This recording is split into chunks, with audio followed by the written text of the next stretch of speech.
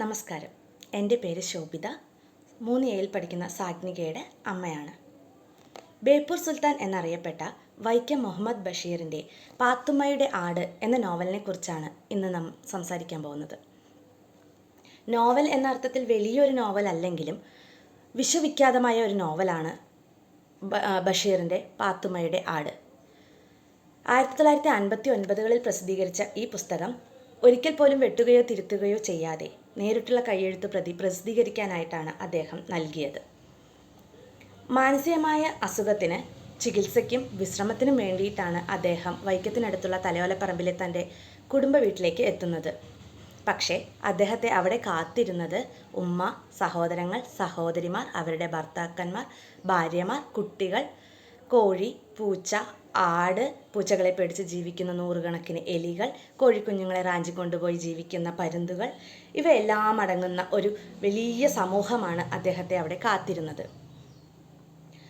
ശരിക്കും പറഞ്ഞാൽ ഈ നോവലിൻ്റെ പ്രമേയം എന്നത് ദാരിദ്ര്യമാണ്. ഒരു ഇടത്തരം കുടുംബത്തിലെ എല്ലാ സാമ്പത്തിക പരാധീനതകളും അതവർ മറികടക്കുന്നതും അതിനെ എങ്ങനെ നോക്കിക്കാണുന്നു എന്നതുമാണ് ശരിക്കും പറഞ്ഞാൽ ഈ നോവലിൽ അവർ ബഷീർ പറയാൻ ഉദ്ദേശിച്ചത്. പക്ഷേ ആ കഷ്ടതകൾക്കിടയിലും ആ ഭാഷയും നർമ്മത്തിൽ പൊതിഞ്ഞ് അവതരിപ്പിക്കാനുള്ള അദ്ദേഹത്തിൻ്റെ കഴിവും നാം മനസ്സിലാക്കണം. ഈ മേൽപ്പറഞ്ഞ ആൾക്കാർ തന്നെയാണ് ഈ കഥയിലെ കഥാപാത്രങ്ങളും. അതിൽ തന്നെ കേന്ദ്ര കഥാപാത്രം എന്നത് പാത്തുമ്മയുടെ ആടാണ്. ആ വീട്ടിലെ എല്ലാവർക്കും പ്രശ്നം പണമാണ്. ചാമ്പയ്ക്ക, വീട്ടിൻ്റെ മുറ്റത്ത് നിൽക്കുന്ന ചാമ്പയ്ക്ക മരത്തിൽ നിന്നും പഴുത്ത ചാമ്പയ്ക്കകൾ വലിച്ച് സ്കൂൾ പിള്ളേർക്ക് വിറ്റാണ് അമ്മ കാശുണ്ടാക്കുന്നത്. അതേ ചാമ്പയ്ക്ക വീണ്ടും പൊതിഞ്ഞു കെട്ടി ചന്തയിൽ കൊണ്ടുപോയി കുഞ്ഞു കുട്ടികളടക്കം കാശുണ്ടാക്കുന്നത് അദ്ദേഹത്തിന് വലിയ അത്ഭുതമായിരുന്നു. അമ്മയോട് സംസാരിച്ചു തുടങ്ങി ആ സംസാരം പോയി അവസാനിക്കുന്നതും ഏതെങ്കിലും പൈസയിലായിരിക്കും. ഒരു 10 രൂപ തരൂ, 5 രൂപ തരൂ. പക്ഷേ ഇങ്ങനെ വാങ്ങിച്ചു കൊണ്ടുപോകുന്ന പൈസയെല്ലാം സഹോദരൻ അബ്ദുൽ ഖാദർ പിറ്റേ ദിവസം വാങ്ങുകയും ചെയ്യും. ഈ തിരക്കുകളിൽ പെടാതെ മാറി താമസിക്കുന്ന ഒരേ ഒരു സഹോദരിയാണ് പാത്തുമ്മ. പക്ഷേ പാത്തുമ്മ രാവിലെ തന്നെ മകളെയും ആടിനെയും കൂട്ടി രാവിലെ വീട്ടിലെത്തും.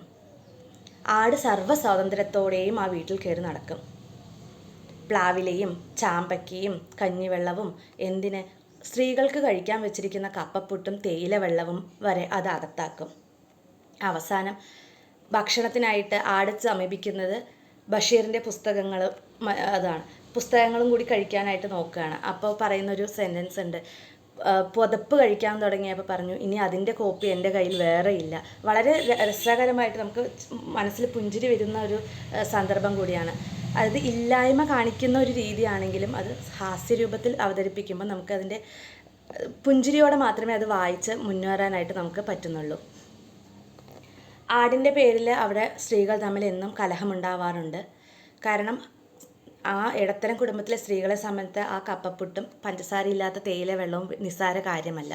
സ്വാഭാവികമായിട്ടും അവരും പാത്തുമ്മയും തമ്മിൽ വഴക്കാവുകയും പാത്തുമ്മ ഇറങ്ങിപ്പോവുകയും ചെയ്യുന്നത് ദിവസേനയുള്ള കാഴ്ചയായിട്ട് അദ്ദേഹം അവതരിപ്പിക്കുന്നുണ്ട്. എല്ലാവർക്കും ബഷീറിനോട് പണം ആവശ്യപ്പെടാറുണ്ട്. അതിനകത്ത് ഓരോരുത്തരുമായി ചോദിക്കുന്നുണ്ട്. എല്ലാ കുട്ടികളും കൊട കൊണ്ടുവന്ന് കൊടുത്തപ്പോൾ പാത്തുമ്മയുടെ മകളായ ഖദീജയ്ക്ക് കൊട കൊടുക്കാതായപ്പോൾ അതിന് പകരമായിട്ട് പാത്തുമ്മ ചോദിക്കുന്നത് 2 സ്വർണ്ണക്കമ്മലാണ്. ആനുമ്മയ്ക്ക് ആവശ്യം വീട് മാറി താമസിക്കുമ്പോൾ വേണ്ട പാത്രങ്ങളാണ്. ഓരോരോ ആവശ്യങ്ങൾ അറിയിച്ചുകൊണ്ട് ഉമ്മയും ദിവസേന എത്താറുണ്ട്. അബ്ദുൽ ഖാദർ തനിക്കാവും വിധം കുടുംബം നോക്കുന്നുണ്ട്. ഹനീഫ എന്ന സഹോദരൻ വളരെ പിശുക്കനായിട്ടാണ് അതിൽ അവതരിപ്പിച്ചിരിക്കുന്നത്. 2 അണയിൽ കൂടുതൽ അദ്ദേഹം വീട്ടിൽ ചെലവിൽ കൊടുക്കാറില്ല. സ്റ്റൈലായിട്ട് എന്നും വൃത്തിയിലുള്ള വസ്ത്രവും ധരിച്ച് ഒരു ജോലിക്കും പോകാത്ത അബു എന്നൊരു സഹോദരനും. അങ്ങനെ ആ അന്തരീക്ഷത്തിൽ നിന്നുമാണ് ഒരു പ്രതീക്ഷ എന്ന നിലയിൽ പാത്തുമ്മയുടെ ആട് പ്രസവിക്കുന്നതും പാത്തുമ്മ കാത്തിരിക്കുന്നതാണ്. അതുകൊണ്ട് തന്നെയാണ് ഈ പാത്തുമ്മയുടെ ആട് എന്ന പേര് കഥയ്ക്ക് കൊടുക്കാനും കാരണം. അങ്ങനെ പാത്തുമ്മയുടെ ആട് പ്രസവിക്കുന്നു. പക്ഷേ വീട്ടിലെ സ്ത്രീകൾ കുഞ്ഞിനെ കെട്ടിയിട്ട് ആടിനെ കറന്ന് പാലെടുക്കുന്നു. ഇതറിഞ്ഞ പാത്തുമ്മ കുഞ്ഞിനെ മാറ്റി. പക്ഷേ സ്ത്രീകൾ അതിലും ബുദ്ധിശാലികൾ. അവർ വീട്ടിലെ കുട്ടികളെ ഉപയോഗിച്ച് പാൽ ചുരത്തി. ബഷീറിനെ ഒരു ദിവസം വീട്ടിലേക്ക് വിളിച്ച് പത്തിരിയും കരൾ വറുത്തതും കൊടുത്തതിൻ്റെ പേരിൽ സഹോദരങ്ങൾ പാത്തുമ്മയെ പേടിപ്പെടുത്തുകയും ആടിനെ ജപ്തി ചെയ്യുമെന്നും പേടിപ്പെടുത്തുന്നു. അവസാനം പാത്തുമ്മ അവർക്ക് ഒരു കുപ്പി പാൽ ദിവസേന നൽകാമെന്ന് സമ്മതിക്കുന്നു. അങ്ങനെ ദിവസേന കൊടുക്കുന്ന പാലും സ്ത്രീകളുടെ ബുദ്ധിയിൽ കട്ടെടുക്കുന്ന പാലും ദിവസേന വീട്ടിൽ എത്തിക്കൊണ്ടിരുന്നു. ഇതാണ് കഥാപ്രമേയം. അതിൽ തന്നെ പാത്തുമ്മ അത്യാഗ്രഹം കൊണ്ടല്ല ആ പാൽ കൊടുക്കാത്തത്. ഖദീജയ്ക്കും ഭർത്താവിനും കൊടുക്കാതെ പോലും ആ പാൽ എടുത്തു വെക്കുന്നത് കോരിച്ചൊരിഞ്ഞൊരിയുന്ന മഴയത്ത് സുരക്ഷിതമായി കിടക്കാനും ഇപ്പോൾ കെട്ടിവെച്ചിരിക്കുന്ന വാതിൽ ഒന്ന് നേരാക്കാനും മാത്രമാണ്. എല്ലാവിടെയും മുഴച്ചു നിൽക്കുന്നത് ദാരിദ്ര്യം എന്ന പ്രമേയം മാത്രമാണ്. ഈ ദൈന്യത കണ്ട് ബഷീർ സഹായിക്കാം എന്ന് വാഗ്ദാനം നൽകുകയും പണം തരാമെന്ന് പറയുകയും ചെയ്യുന്നതിലാണ് കഥയുടെ പരിസമാപ്തി. അവസാനം ഒരു ചോദ്യം എന്ന നിലയിൽ അദ്ദേഹം ഉയർത്തുന്നത്, അദ്ദേഹത്തിന് ആ ഒരു സംശയം മാത്രമേ അവസാനമുള്ളൂ. എന്നാലും ആരുടെ തലയിലായിരിക്കും ഈ ബുദ്ധികളെല്ലാം തെളിഞ്ഞു വന്നിട്ടുണ്ടാവുക? ഇതാണ് കഥയുടെ ഏകദേശ രൂപം. ഈ കഥയിൽ ഒരുപാട് അർത്ഥവ്യാപ്തികളൊന്നുമില്ലെങ്കിലും ജീവിതത്തിൽ നിന്നും പറിച്ചെടുത്ത ഒരു ഏട് എന്ന നിലയിൽ വളരെ ഹാസ്യാത്മകമായിട്ട് അദ്ദേഹം അവതരിപ്പിച്ചു. അതിൻ്റെ ഭാഷ കൊണ്ടും വാക്കുകളുടെ ലാളിത്യം കൊണ്ടും എന്നും മലയാളികളുടെ മനസ്സിൽ നിറഞ്ഞു നിൽക്കുന്ന ഒരു പുസ്തകമായിരിക്കും പാത്തുമ്മയുടെ ആട്.